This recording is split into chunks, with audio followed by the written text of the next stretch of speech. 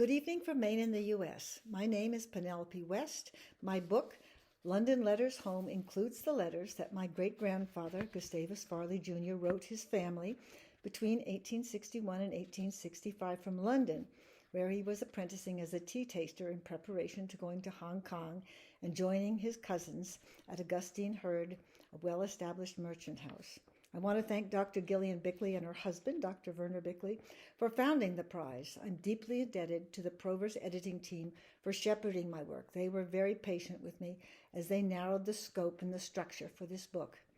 I must also thank Proverse for seeing the value of sharing these primary documents. Indeed, these letters may be unique, as I failed to find anyone writing about tea tasting apprenticeships in London before heading out to China.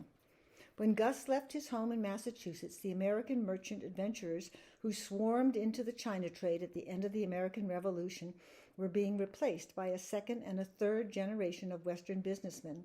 As Gus put it, tea tasting is one of those businesses which takes time, experience, and it is the height of folly for a man to go to China with superficial knowledge. His letters are open-ended. He didn't know how things would work out. Would the Civil War destroy his country? Would he get to see his family before going to China? Would he be the shining light he desired to be for his father, who had had so many business reverses, for his 4 younger sisters, or for his dear Swedish mother? Would tea tasting agree with him? Would he succeed in the tea business and get on with his cousins? Would he find friends and mentors in London? Surely the riches and the opportunity of exotic China must have always been in the back of his mind, encouraging him forward.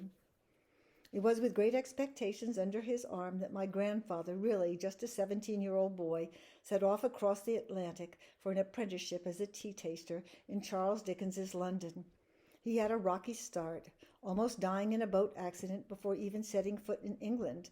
Then the man who was his mentor was away in Russia on secret business. He had to wear a beastly, uncomfortable top hat, which was the standard attire for apprentices, and to top it all off, there was no position waiting for him. Gus was young and naive and alone in the big smoke. He encountered bullies in the lodging place, hoi polloi crowding across London Bridge, clerks and fellow apprentices in the city, kind landladies, welcoming families, demeaning employers at Bullivant and Wilson, and decent ones at Ripley's on Mincing Lane. He roamed the streets of London, entered the commercial auction house, the post office, the customs house, and the docks. He rode to work on the Metropolitan subway line just after it had been completed. He ventured out into the countryside, visited Scotland in June and Paris for Christmas, and attended a Scottish church where he met young ladies from Nova Scotia. Gus made a best friend. At Ripley's, there are 2 other fellows whom I like very much. They're preparing to go to China.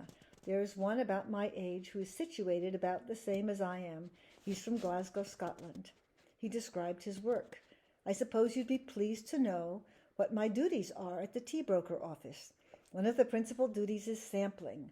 That is, I am sent to different warehouses on the docks where the tea is stored to get samples of the different teas which come from China direct from the ships, or those teas which are to be sold at public auction.